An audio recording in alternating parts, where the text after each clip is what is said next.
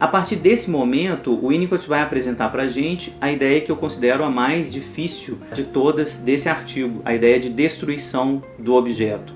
O próprio termo destruição gera uma série de problemas, né? O Winnicott está falando de agressividade, o Winnicott está falando de sadismo. O que efetivamente essa destruição do objeto e qual objeto especificamente? Então, desde já, vamos nos orientar pela leitura de várias comentadoras do Winnicott, em especial duas delas, professora Elza Oliveira Dias, cujos livros Sobre a Confiabilidade e Outros Estudos e A Teoria do Amadurecimento de Winnicott vão nos auxiliar aqui, e também os livros da professora Ana Lila Leharraga, Sexualidade Infantil e Intimidade, Diálogos Winnicottianos e O Amor em Winnicott, que são os livros que vão nos orientar aqui. Essas duas leitoras estão muito próximas na interpretação que vão fazer do uso do objeto e vão nos orientar aqui um pouquinho sobre o que é essa destrutividade que aparece no texto de Winnicott aqui nesse momento. Então, primeira coisa para observar é o que é destruído é o objeto subjetivo, né? Obviamente, o objeto lá fora permanece. É exatamente a permanência do objeto na sua objetividade que vai fazer com que eu possa destruir o objeto subjetivo, né? E permanecer destruindo, inclusive, na fantasia. Então, todas aquelas fantasias, todas aquelas vivências da ilusão de onipotência, elas podem continuar, mas internamente agora, na fantasia. Então eu posso destruir o objeto, parti-lo em pedaços, né? A Melanie Klein vai fazer, né, todas aquelas fantasias presentes no universo do bebê, principalmente na fase esquizoparanoide, tudo aquilo que a gente fazia, descrito por ela, isso vai continuar a existir nas fantasias inconscientes. Mas, na medida em que eu uso o objeto, ou seja, atribuo a existência a ele, eu destruo o objeto subjetivo. Então, quando o Winnicott vai falar nesse texto de destruição do objeto, ele está se referindo ao objeto subjetivo. Ao mesmo tempo, ele vai falar o objeto sobrevive. Então, eu te destruo e você sobrevive. O que é esse você sobrevive? É você sobrevive enquanto objeto real, enquanto objeto fora do meu controle onipotente.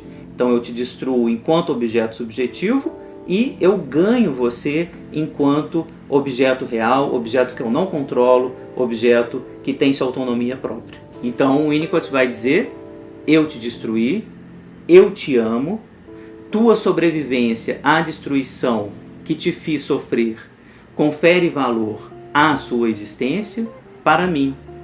Enquanto estou te amando, estou permanentemente te destruindo na fantasia inconsciente. Aqui começa a fantasia para o indivíduo. O sujeito pode agora usar o objeto que sobreviveu. Essa passagem é brilhante, né? Porque primeiro vai mostrar que o amor, para aparecer, o amor propriamente dito, ou seja, amar alguém que não é mera projeção minha, amar o objeto mesmo em sua alteridade, para que apareça o amor, é preciso que o sujeito tenha atravessado todo esse percurso da relação de objeto para o uso do objeto, né? Então, uma das condições para que haja uma relação amorosa é o sujeito reconhecer, claro, a alteridade mesma do objeto, a objetividade mesma do objeto. E por que o Winnicott está falando aqui, estou permanentemente te destruindo na fantasia inconsciente? Por que a gente tem que continuar a destruir o objeto permanentemente? Uma das explicações para isso é pressupor, com Freud também, que uma vez o circuito pulsional montado, o circuito de prazer montado, ele dificilmente vai ser abandonado, né? Então, esses prazeres articulados nos primórdios da vida psíquica, destruir o seio, né, envenená-lo, parti-lo em pedaços, etc., tudo isso permanece enquanto fantasia oriunda da nossa onipotência, oriunda desses desejos narcísicos muito, muito primários. Isso vai permanecer para sempre na fantasia. Essa é a primeira interpretação. A manutenção de um circuito pulsional, de um circuito de prazer que já estava lá, que dificilmente vai ser abandonado pelo sujeito. Ele não precisa ser executado na realidade, não preciso mais destruir o objeto, mas eu posso continuar a obter satisfação com relação a essas fantasias internamente, de forma inconsciente. Uma segunda interpretação dessa frase, né, que eu tenho que continuar a te destruir inconscientemente, é que talvez tenha havido um processo de distinção tal que as fantasias que porventura venham a aparecer ligadas ainda à minha onipotência, né, aos meus desejos sádicos, de violência, etc., essas fantasias elas sejam contidas internamente, inconscientemente. Então, não apenas referentes às fantasias que já existiam, que eu já tinha prazer, enfim, em destruir, em manter essa onipotência com relação ao objeto, mas também a frase pode se referir às fantasias que podem vir a acontecer depois. Caso elas apareçam, né, e geralmente nas relações amorosas elas vão aparecer, a ambivalência, o ódio, a violência, elas também vão ter um lugar, elas podem acontecer. Elas não precisam deixar de acontecer, e isso é fundamental, né? Fazer com que haja uma certa capacidade psíquica de odiar o objeto, de destruir o objeto, sem que a gente tenha que destruir o objeto de verdade, na realidade. Que haja um espaço psíquico para isso, nos sonhos, nas fantasias, nos devaneios. É esse o paradoxo que o Winnicott está querendo mencionar aqui. Trata-se de uma posição a que o indivíduo pode chegar em fases primitivas do crescimento emocional só através da sobrevivência real dos objetos catequizados, que se encontram na ocasião em processo de serem destruídos, por serem reais, de se tornarem reais por serem destruídos, desde que destrutíveis e comestíveis. Ou seja, o Winnicott está tentando apontar aqui para a gente que, dialeticamente, a gente pode destruir o objeto subjetivo na medida em que a mãe permanece ali, permanente, estável, de tal maneira que o bebê possa fazer testes de ida e vinda para observar que aquelas fantasias de destruição não machucaram a mãe de fato, não destruíram a mãe de fato, que a mãe sobreviveu a esses ataques imaginários.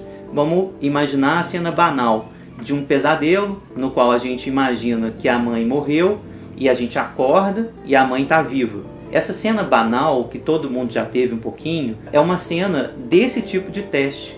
O fato da mãe permanecer lá, viva, depois de eu tê-la matado num sonho, é uma prova de que eu não tenho controle onipotente sobre o objeto, de que o objeto permanece. Esse tipo de prova vai acontecer ao longo de todo o processo do amadurecimento.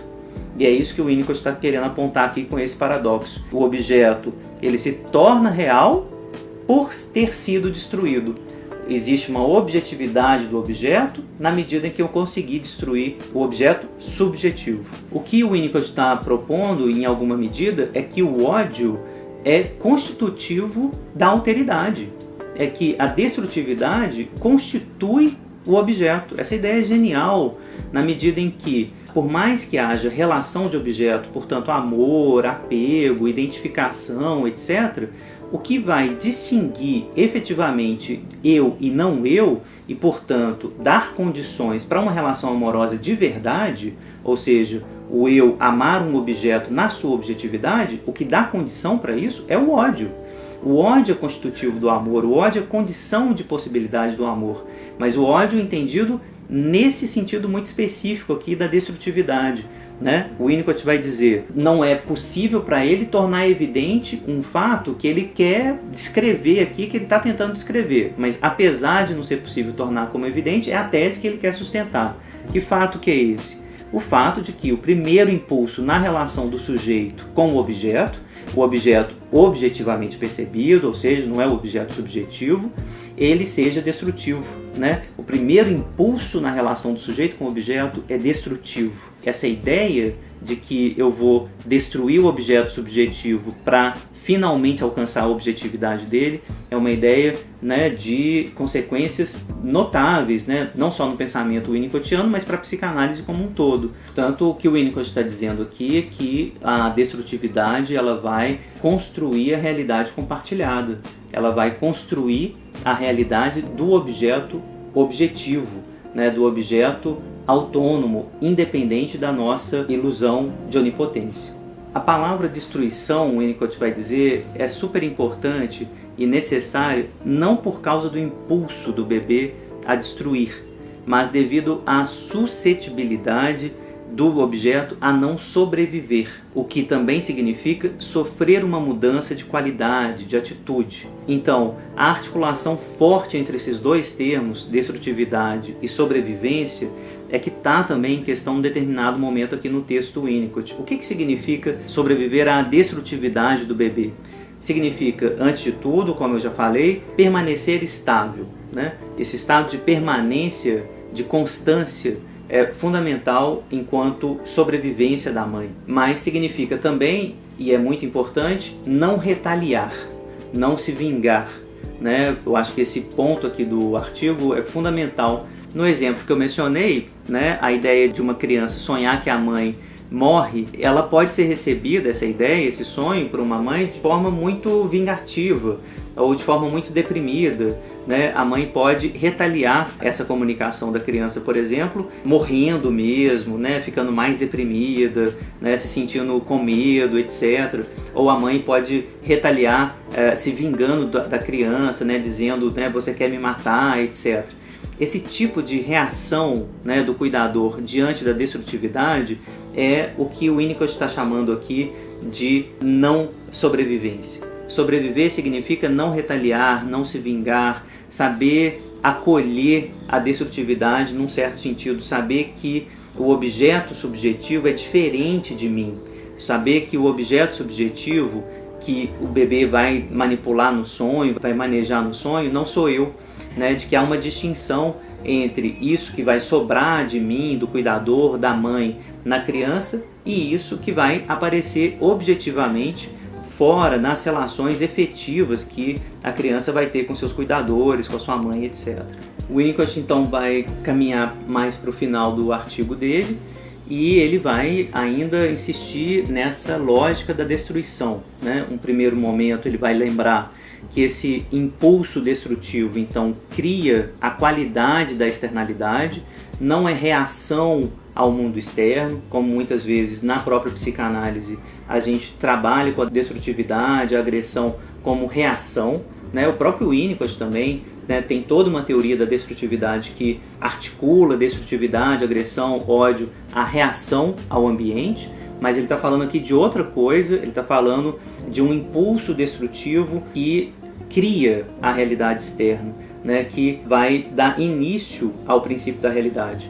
Então talvez haja uma confusão mesmo nos termos. O fato do Winnicott usar o termo destrutividade, ele gera um problema para a gente porque esse termo está articulado à agressão, ao ódio, ao sadismo, mas é importante lembrar que esse impulso específico da destrutividade aqui no uso do objeto é uma destrutividade que tem a ver com a fantasia de onipotência, com a fantasia de poder fazer tudo com esse objeto articulado à minha onipotência, ao meu controle onipotente do objeto. É importante lembrar, ele vai dizer que não há raiva na destruição do objeto ao que me refiro, ou seja, ainda não é exatamente a agressividade, né? Embora se possa dizer que existe alegria na sobrevivência do objeto. É uma ideia muito bonita do Winnicott, né? Assim, o fato do objeto ter sobrevivido gera alegria, mas não há ódio especificamente, não há raiva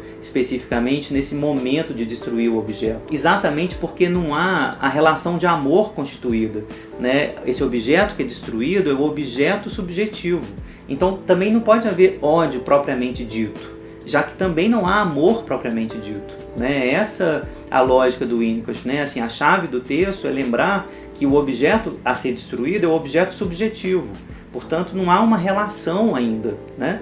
Se a gente aceitar esse pressuposto de que existe esse solipsismo, e claro, isso a gente vai poder criticar muito, né, essa ideia de um solipsismo, né, de uma certa ilusão de onipotência, esse narcisismo primário que aparece, né, em Freud, Winnicott, a gente pode criticar isso, por exemplo, a partir do Laplanche, mas se a gente aceita esse pressuposto, a gente vai entender que essa destrutividade ainda não é uma relação de ódio propriamente dita, assim como na relação de objeto não se trata de uma relação de amor propriamente dito, já que o objeto não existe em sua objetividade. Ele é só projeção minha, ele é só um objeto que eu crio na medida que eu encontro. Finalmente, o Winnicott termina o texto voltando para a análise, né? Um pano de fundo de destruição inconsciente do analista é estabelecido e nós sobrevivemos a ela, ou, alternativamente, temos aqui outra análise interminável. Então, a questão que o Winnicott está deixando aqui para a gente é: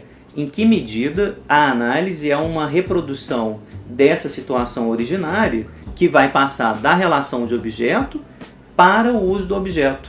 O que significa descrever a análise assim? Quais são as consequências de pensar numa análise, pensando no analista como um objeto a ser construído objetivamente?